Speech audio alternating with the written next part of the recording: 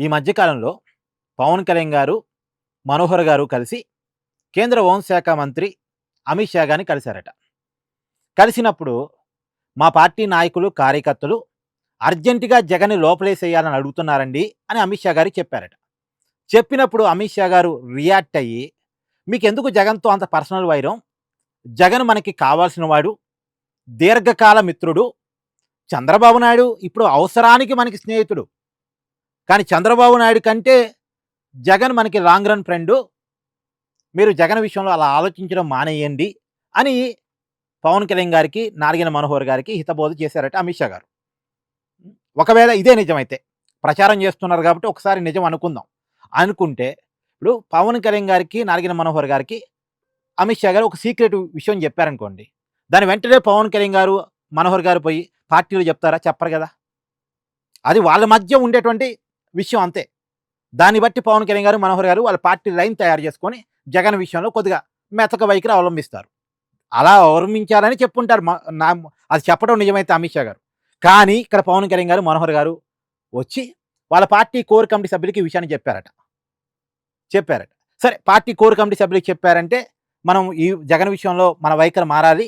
అంత కరువుగట్టినట్టు జగన్ విమర్శించొద్దు అని చెప్పడానికి చెప్పారేమో అనుకుందాం. ఒకసారి అనుకుందాం. అనుకుంటే ఆ కోర్ కమిటీ సభ్యులట ఇప్పుడు ఇప్పుడు ఆ విషయాన్ని పవన్ కళ్యాణ్ గారు, మనోహర్ గారు వాళ్ళ పార్టీ కోర్ కమిటీకి చెప్పినప్పుడు ఇది ఎవరికీ చెప్పొద్దని చెప్పుంటారు కదా! చెప్పొద్దని చెప్పుంటారు. కానీ మళ్ళీ ఆ కోర్ కమిటీ సభ్యులట ఈ ప్రొఫెసర్ కె. నాగేశ్వర గారికి ఫోన్ చేసి, ఇదిగో పవన్ కళ్యాణ్ గారు, మనోహర్ గారు మాకు ఈ విషయాన్ని చెప్పారు. వాళ్ళకి అమిత్ షా గారు చెప్పారట అని చెప్పేసి నాగేశ్వర గారికి చెప్పారట. నాగేశ్వర గారు ఏం చేశారు? కెమెరా ముందుకొచ్చి అందరికీ చెప్పేశారు. ఇప్పుడు వాస్తవానికి వీళ్ళు కూడా ఏమనుకుంటారు నాగేశ్వర గారు చెప్పే ముందు? నాగేశ్వర గారు మనకు బాగా క్లోజ్ కదా, సీనియర్ జర్నలిస్ట్ కదా, మాజీ ఎమ్మెల్సీ కదా, ఈయన ఎవరికీ చెప్పడు, ఈయన దృష్టిలో పెడదాం ఉట్టిగా అని చెప్పి చెప్పుంటారు చెప్తే. కానీ నాగేశ్వర గారు ఏం చేశారు? కెమెరా ముందుకు వచ్చి జనాన్ని చెప్పేశారు. ఇక్కడ చూడండి ఎంత విచిత్రం. అమిత్ షా గారు అసలు ఆ విషయం చెప్పేటప్పుడే ఇది మన మధ్య ఉండాల్సిన విషయం అని చెప్పుంటారు. అయినా సరే పవన్ కళ్యాణ్ గారు వచ్చి వాళ్ళ పార్టీ కోర్ కమిటీ సభ్యులు చెప్పారు.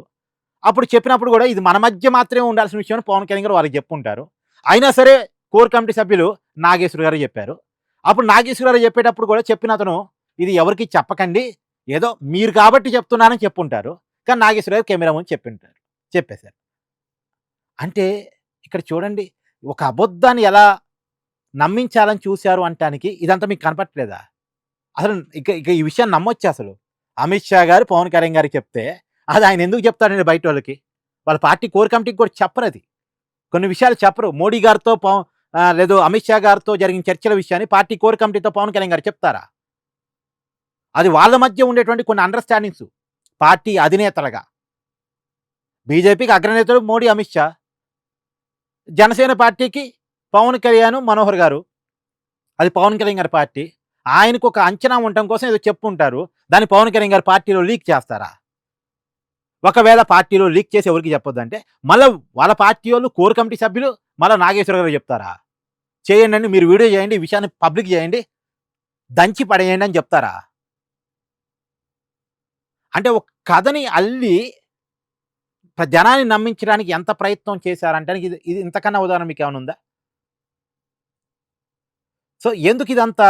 ఇదంతా దేనికోసం అంటే అమిత్ షాకి జగనే కావాలి చంద్రబాబు కంటే, బీజేపీకి జగనే కావాలి చంద్రబాబు కంటే అనే దాని ద్వారా టీడీపీ, బీజేపీ, జనసేన కూటమిలో విభేదాలు క్రియేట్ చేయాలి. వీళ్ళ క్యాడర్‌లో ఒక గందరగోళాన్ని క్రియేట్ చేయాలి. ఎలాగూ ప్రజలు ఒక అనుమానం ఉంది. జగన్‌ని సేవ్ చేస్తుంది బీజేపీ అగ్రనేతలే. జగన్‌కి బీజేపీ అగ్రనాయకులతో బాండింగ్ ఉంది అనుమానం ఎట్టాగుంది. సో ఈ అబద్ధం ఎట్టాగూ తీసుకెళ్తే జనాన్ని నమ్మించొచ్చు అని చెప్పేసి ఈ అబద్ధాన్ని క్రియేట్ చేసి నమ్మించారు. ఇక నాగేశ్వర గారు చెప్పిన దానికంటే ముందే గ్రేట్ ఆంధ్రాలో వచ్చింది. గ్రేట్ ఆంధ్ర ఎవరి కోసం పనిచేసే వెబ్‌సైటు? వైసీపీ పార్టీ కోసం పనిచేసే వెబ్‌సైట్. మరి గ్రేట్ ఆంధ్ర వాళ్ళకి ఎవరు ఫోన్ చేసి చెప్పారు? నాగేశ్వర్ కంటే ముందు వాళ్ళు రాశారు.